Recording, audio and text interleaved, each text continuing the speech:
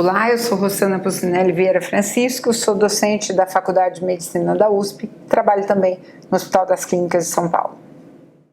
Nós vamos conversar um pouco sobre algo que para nós obstetras é extremamente difícil de lidar, que é a avaliação da vitalidade fetal. Acho que uma angústia muito grande que cada um de nós tem vivido no cuidado dos casos com Covid é como cuidar não só da gestante, mas também cuidar do feto. E uma dúvida que a gente tem percebido que todos têm é qual é o momento ideal para a interrupção dessa gestação.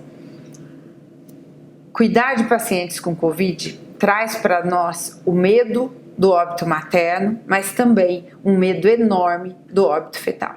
A primeira coisa que nós precisamos é entender de uma forma mais clara o que nós podemos esperar do Covid. Quando a gente tem o Covid, quais são as consequências? Então lembrar que se eu tenho um quadro de uma TVP ou de um TEP, um quadro clínico materno, eu tenho que pensar numa possível consequência de trombose. E caso eu tenha essa trombose, isso pode levar à insuficiência placentária e neste caso eu poderia ter uma alteração de Doppler velocimetria, que é o exame de vitalidade indicado, e a alteração esperada seria um Doppler anormal de artérias umbilicais. Eu acho que esse é o primeiro exame que todo mundo pensa quando fala em Doppler velocimetria, quando fala em avaliação fetal de uma doença materna que sabidamente está associada à trombose. Só que eu queria dizer para vocês que incrivelmente, nós ainda estamos estudando para conseguir entender melhor. As alterações de Doppler não aconteceram em todos os casos que nós avaliamos aqui no Hospital das Clínicas. A gente teve oportunidade de seguir mais de 150 pacientes com Covid, das quais 70 delas internadas em UTI, e a gente teve um caso de Doppler alterado, mas que aconteceu numa paciente já cardiopata. Então, se eu for dizer para vocês, e sei que alguns de vocês estão preocupados, será que eu tenho um Doppler disponível para poder cuidar de uma paciente com Covid? O exame de Doppler não é fundamental, e se eu tivesse que escolher onde eu colocaria uma verba, um dinheiro que eu recebi para avaliar a vitalidade fetal, certamente não seria na Doppler velocimetria, porque é um exame que não mostrou alteração nas nossas pacientes. Um outro ponto importante que nós temos que estar sempre atentos é o que acontece quando a gente tem a insuficiência respiratória.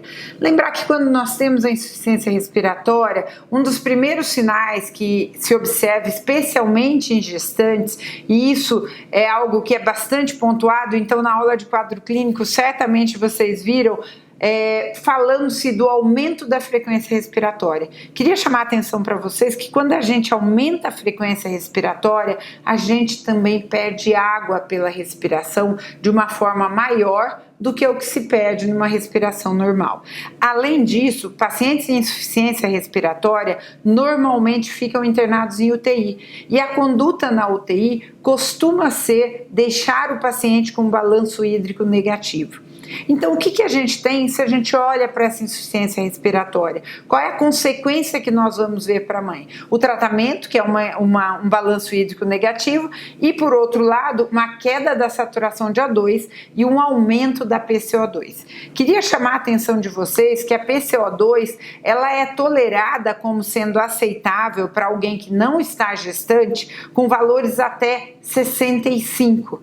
Qual o problema que nós temos para a gestante? O feto precisa que a PCO2 da mãe esteja menor do que 45 para que ele consiga, por difusão, eliminar o seu próprio CO2.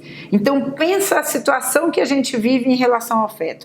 Nós vamos ter uma hipoxemia e uma hipoxia fetal que pode levar a uma acidose metabólica e ainda, além disso, uma dificuldade de excretar o CO2. Qual é o exame que nós vamos fazer para ver esse déficit de oxigênio e esse aumento da PCO2? Então é o perfil biofísico fetal, e no perfil biofísico fetal o que nós vamos procurar são os marcadores agudos de hipoxia. Quais são esses marcadores? Esses marcadores são a cardiotocografia, onde nós podemos observar taquicardia fetal, bradicardia fetal, diminuição da variabilidade, desaceleração prolongada, e no perfil biofísico fetal, ausência de movimento respiratório, de movimento corpóreo ou mesmo um tônus ausente. Lembrando que no perfil biofísico fetal, o primeiro que se altera é a cardiotocografia e depois, sequencialmente, a gente passa a ter movimento respiratório ausente, movimento corpóreo ausente e tônus ausente. Se vocês se lembrarem, eu falei para vocês em relação ao balanço hídrico negativo. Se eu tenho esse balanço hídrico negativo, uma frequência respiratória materna elevada, nós vamos acabar tendo uma desidratação relativa e isso leva a uma diminuição do fluxo útero-placentário. Como é que isso vai afetar em relação ao feto? Se nós olharmos pela avaliação do líquido amniótico, nós podemos ter o oligoâmnio. Por que eu estou detalhando cada uma dessas coisas? Para que vocês possam entender que isso influencia no manejo. Então, se eu tenho uma paciente que está internada na UTI, eu preciso deixar muito claro que a saturação dessa gestante precisa estar maior do que 95, maior ou igual a 95. Eu não posso usar os parâmetros para não grávida, que acabam sendo valores menores do que 93. Da mesma forma, se eu penso na PCO2, essa PCO2 idealmente menor que 45. E eu posso deixar uma gestante com balanço hídrico negativo? Podemos, mas diariamente a gente vai ter que ver o volume de líquido amniótico. E se esse líquido amniótico estiver diminuindo de forma significativa, nós vamos ter então que conversar com a equipe da UTI e nesse ponto achar um equilíbrio. Às vezes o equilíbrio é só um balanço hídrico zerado e às vezes eles vão poder aumentar esse balanço hídrico, deixar positivo para que a gente tenha uma recuperação desse líquido amniótico. Quando a gente pensa em resolução da gestação, e a vitalidade fetal é intimamente ligada a esse momento da resolução da gestação, nós temos que pensar que, de forma ideal, o que a gente quer? Nós queremos que a paciente passe pelo COVID, seja curada do COVID sem a necessidade da resolução da gestação. Por isso que entender o que acontece nesse mecanismo, entender o que essa doença pode fazer com a avaliação fetal, passa a ser algo tão importante. Só queria ressaltar mais uma vez para vocês que a Doppler velocimetria, apesar de se falar muito em relação à trombose, nós não vimos nos casos aqui do Hospital das Clínicas, mesmo no anátomo de placenta, a presença de trombose placentária. O que a gente viu de alteração foi depósito de fibrina, mas isso não foi suficiente para alterar a Doppler velocimetria. Queria mostrar para vocês agora um exemplo de uma cardiotocografia com taquicardia e com diminuição da variabilidade. Lembrar para vocês que quando a gente tem um quadro mais grave, então se a gente tem uma diminuição de oxigenação importante, se essa paciente está entubada, se a gente não consegue manter uma saturação adequada, nós podemos ter taquicardia fetal, que é sim um sinal de sofrimento. E isso também é algo que a gente pode conversar com o intensivista. Então, às vezes você chega, o intensivista fala, olha, ela está aqui com uma saturação de 92, você mostra que na cardiotocografia tem uma taquicardia, fala para ele, consegue aumentar um pouco? Em questão de minutos você vai ver essa taquicardia ser resolvida. Então isso é algo que a gente usa também para mostrar o efeito da alteração materna para o feto. E isso aproxima as equipes. Nós precisamos aprender a trabalhar de uma forma multidisciplinar. Então é muito importante que a gente possa mostrar isso para cada um dos nossos colegas.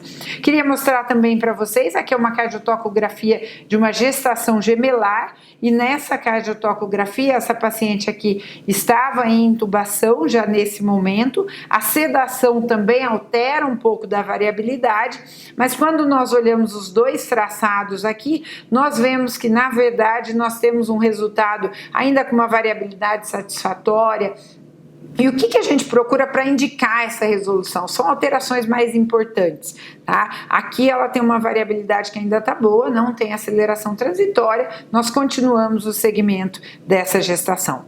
Queria chamar a atenção de vocês que tem uma alteração da cardiotocografia que não é tão comum, mas que eu queria dividir com vocês, que é muito importante que a gente procure, né? Que é esse aumento da variabilidade. Então eu tinha mostrado para vocês nesse slide anterior aqui, os 2 fetos sendo avaliados simultaneamente, e neste outro aqui, a gente observa que um mantém uma variabilidade baixa e o outro passa a ter uma variabilidade aumentada.